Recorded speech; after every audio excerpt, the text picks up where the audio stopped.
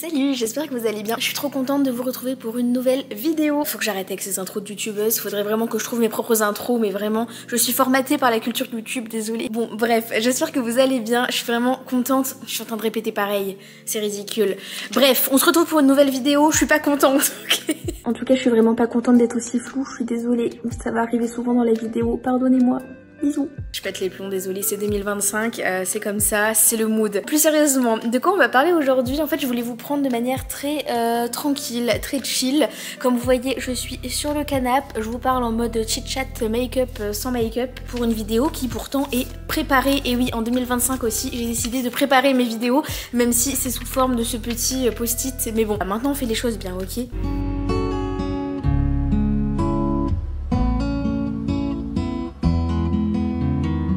Et donc qu'est-ce que j'ai envie de faire aujourd'hui? En fait là ça fait 6 mois que je me suis lancée sur les réseaux sociaux en tant qu'auteur. D'ailleurs abonnez-vous s'il vous plaît, ça m'aiderait beaucoup. Donc voilà, j'ai lancé les deux à peu près en même temps, courant juillet, juste après avoir quitté mon travail précédent où je me suis dit allez électrochoc, on se donne à fond sur les réseaux, on se donne à fond sur la carrière d'auteur, etc. En sachant que ça faisait déjà bien plus longtemps que j'étais sur YouTube, ça fait 1 an et demi je pense que je suis sur YouTube, je sais pas trop, je suis pas sûre de ce que je dis. Voilà, ça faisait plus longtemps que j'étais sur YouTube et j'avais jamais trop osé sauter le pas de faire justement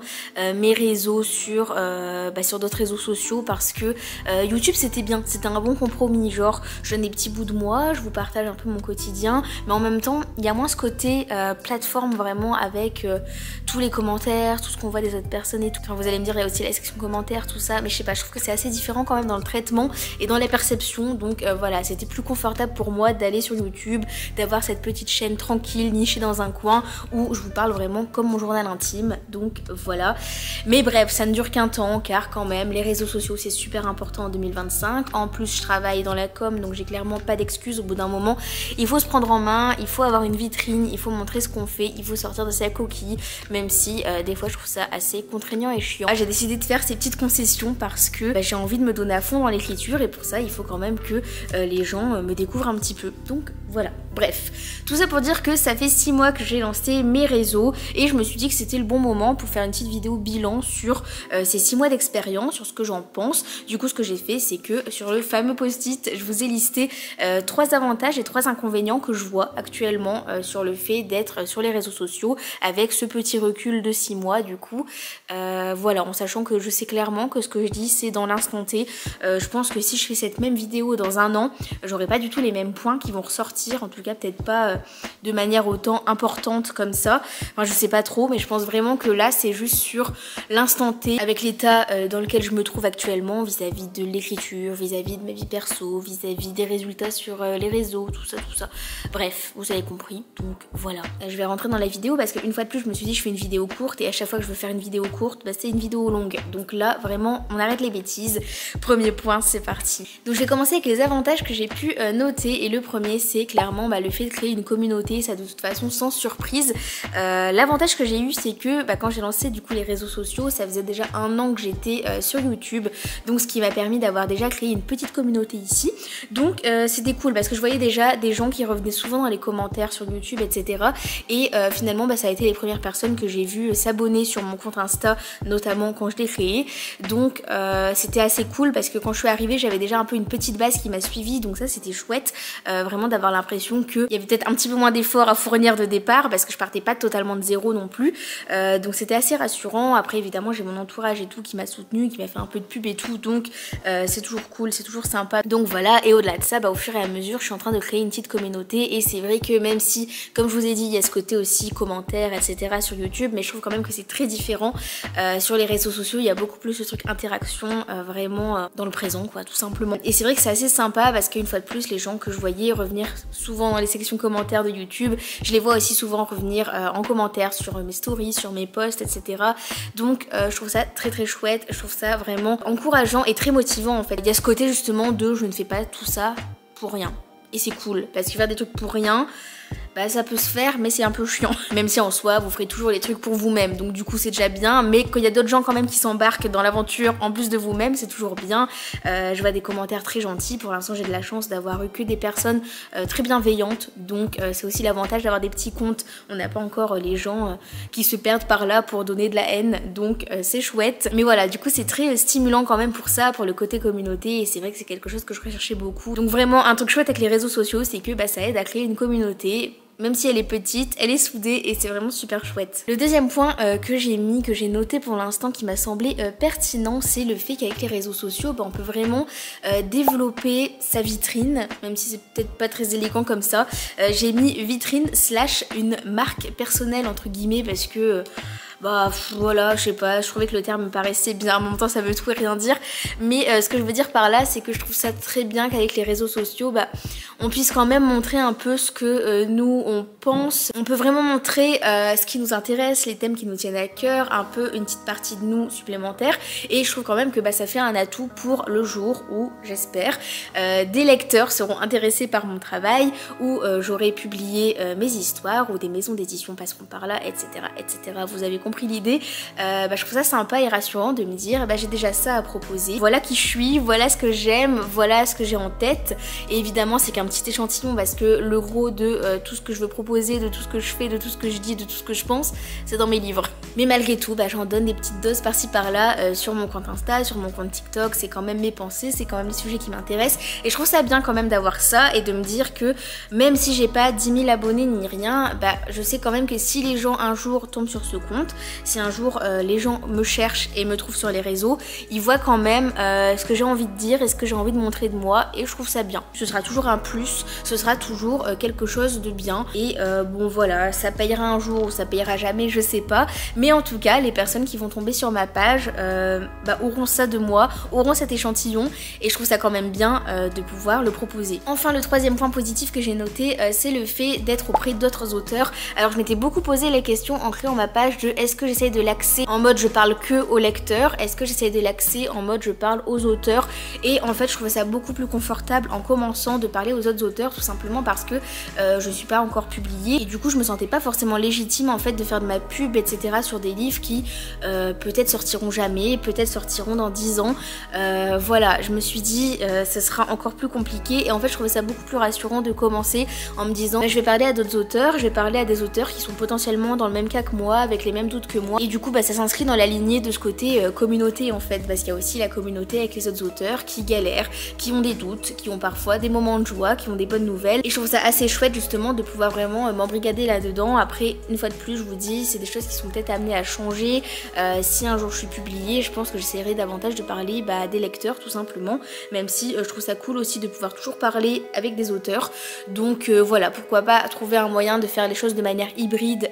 voilà, mais en tout cas je trouve ça bien, j'aime bien ce côté là, donc voilà. Et donc ça c'était pour mes points positifs, et je vais passer à mes 3 points négatifs en commençant avec celui vraiment qui m'est venu en tête directement, c'est le temps consacré à tout ça. Forcément le temps consacré aux réseaux sociaux, c'est du temps qui n'est pas consacré à écrire, et ça c'est vraiment chiant parce que bah, je suis pas influenceuse forcément, moi mon but premier c'est bah, d'écrire, donc voilà, et forcément des fois bah, faire des communications sur les réseaux sociaux ça prend grave du temps, on réalise pas, et je passais déjà pas mal de temps pour faire mes vidéos YouTube, mais du coup là forcément j'ai YouTube, j'ai Insta, j'ai TikTok, bon ça commence à faire quand même du monde, en sachant que bah, le but quand même c'est que je continue d'écrire. Bon après en vrai je vais pas me plaindre parce que comme je vous ai dit j'ai ouvert mes comptes quand j'ai quitté mon précédent travail, donc du coup je me suis trouvée dans des mois très confortables où clairement j'avais le temps de me consacrer à fond, j'ai eu le temps de bien réfléchir à tout ça, j'avais du temps libre, je pouvais totalement bah, faire les deux, faire la com et faire l'écriture, donc ça c'était vraiment bien. Et puis même là je travaille pour l'instant 2 jours et demi dans la semaine, donc du coup ça me laisse quand même beaucoup de temps pour m'organiser et pour pouvoir toujours mettre l'écriture au centre de tout, mais c'est vrai que des fois c'est difficile de pas se perdre, de se dire bon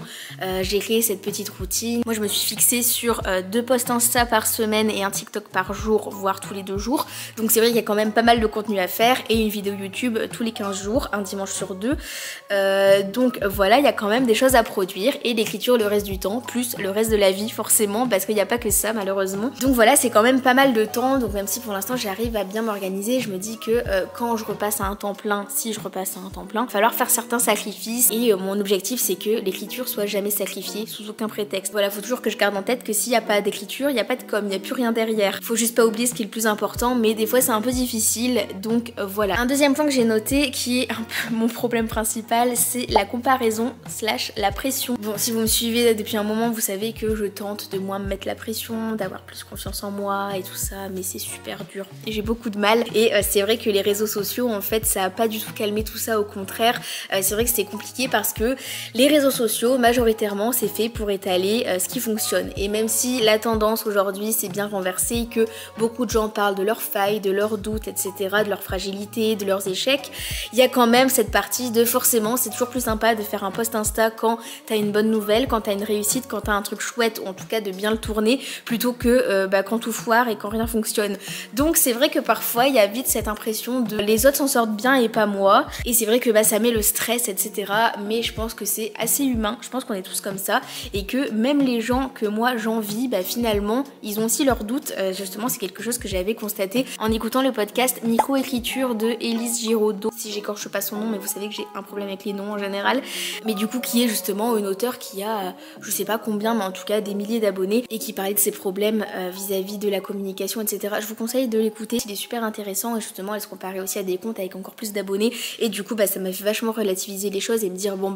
en soi on veut toujours plus, mais en même temps c'est humain, et puis ça nous permet d'avoir des objectifs, donc finalement c'est pas si mal. Mais voilà, c'est vrai que parfois donc j'ai cette pression avec la comparaison, je me dis bon ces gens là ils ont déjà publié 15 livres, ils sont trop forts, bon j'exagère mais vous voyez l'idée, ou alors ces gens là ils ont déjà 10 000 abonnés, une super communauté, et moi je m'en sors pas, peut-être que moi j'ai pas un profil qui va intéresser les gens, peut-être que moi j'ai pas une personnalité assez attachante pour que les gens veuillent rejoindre cette communauté qui s'installe petit à petit, et voilà, donc je vous ai dit les problèmes c'est avec la confiance en moi et la pression, donc forcément voilà ce que ça donne, mais voilà, je me dis c'est humain, je fais les choses petit à petit, et puis le plus important c'est de faire des choses qui me plaisent moi, même si je vois pas trop de résultats, donc voilà. Et enfin le dernier point qui est dans la lignée de tout ça, c'est les chiffres. Ça c'est horrible. D'ailleurs j'ai sorti un TikTok aujourd'hui pour dire je suis matrixée par les chiffres, parce que je suis totalement matrixée par les chiffres et c'est terrible, et c'est dans la lignée de tout ça justement. Je vois les comptes avec plein d'abonnés et tout, et moi dès que je vois un abonné qui s'en va, ou parfois 2 abonnés qui partent en même temps, je me dis voilà, je le prends très personnellement, et une fois de plus ça en découle de mon problème de confiance en moi. Vous l'avez compris, même si je vous prends un peu pour mon journal intime, je sais que vous n'êtes pas mes psys, donc du coup voilà, je vais rien dire de plus que ça, mais vous pourrez rien y faire. Mais voilà, le problème c'est que dès que je perds des abonnés ou quoi, dès que je vois que mes chiffres stagnent ou baissent, vraiment je le prends très personnellement, je me remets beaucoup en question, et du coup c'est compliqué parce que parfois en fait ça entraîne la démotivation, donc ça c'est assez compliqué de continuer à poster et tout ça en me disant voilà, en fait ça plaît à personne, je suis pas intéressante et tout le monde va s'en aller et me laisser. Voilà, toujours mélodramatique, c'est toujours ma ligne éditoriale, mais bref voilà, tout ça pour vous dire que c'est pas facile les réseaux, que c'est compliqué, je le savais, c'est pour ça que j'ai procrastiné pendant tout ce temps, c'est pour ça que je suis restée longtemps sur YouTube en me disant je reste là, on est tranquille, on est bien, même si quand vous vous désabonnez sur YouTube je suis super triste aussi, je le prends aussi super personnellement, donc voilà.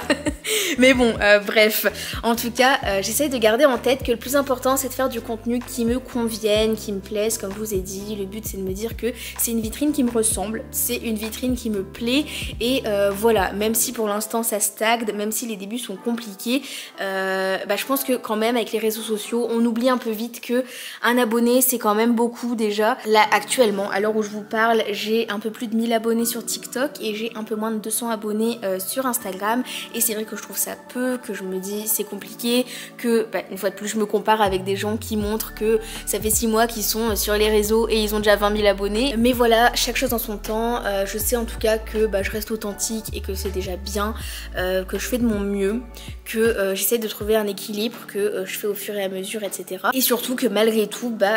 200 abonnés et 1000 abonnés, du coup ça dépend sur quelle plateforme vous voyez les choses, c'est quand même énorme, et à chaque fois j'essaie de me dire quand même, si tu mettais toutes ces personnes dans ton jardin, tu te dirais ah ouais quand même, il y a du monde qui me soutient, il y a du monde qui aime bien ce que je fais, et c'est vrai qu'on l'oublie. Et surtout avec TikTok qui s'est popularisé et tout ces dernières années, c'est vrai que on est tellement habitué à des chiffres qui sont hauts et rapidement hauts, qu'on oublie en fait que juste avoir un compliment, que juste avoir 2 personnes qui sont à fond et qui nous like tous les posts, bah c'est déjà beaucoup en fait, ça fait déjà plaisir. Mon mantra pour les mois prochains, c'est de me dire que je dois être vachement reconnaissante pour les gens qui sont là, pour les gens qui me soutiennent. Et puis ça sert à rien d'avoir les yeux plus gros que le ventre, chaque chose viendra quand elle devra venir. Et puis si ça tombe, c'est juste que j'ai pas encore trouvé vraiment la manière de communiquer qui me convient le mieux. Peut-être que pour l'instant j'ai l'impression que c'est bien et que ça changera dans quelques mois, je sais pas trop. En tout cas voilà, je vous ai dit, je reste authentique, je fais des trucs qui me plaisent et puis on verra. J'essaye vraiment de me calmer, j'essaye de moins me mettre la pression et d'avoir confiance en moi. De toute façon c'était ma seule résolution de 2025. Comme vous voyez c'est compliqué, mais bon au moins c'est bien d'avoir le recul sur tout ça, c'est déjà une bonne chose, donc bon. Voilà quoi. Voilà, en tout cas c'était ma petite vidéo bilan pour ces 6 mois sur les réseaux sociaux. N'hésitez pas à me dire vous ce que vous pensez vis-à-vis des réseaux sociaux, si vous avez aussi créé un compte d'auteur ou même un compte lecteur ou même pour n'importe quoi d'ailleurs. En tout cas n'hésitez pas à m'en parler si vous vous reconnaissez dans certains points, qu'ils soient positifs ou négatifs. Et puis je vous dis à bientôt pour une nouvelle vidéo pour parler d'écriture ou de lecture. Salut!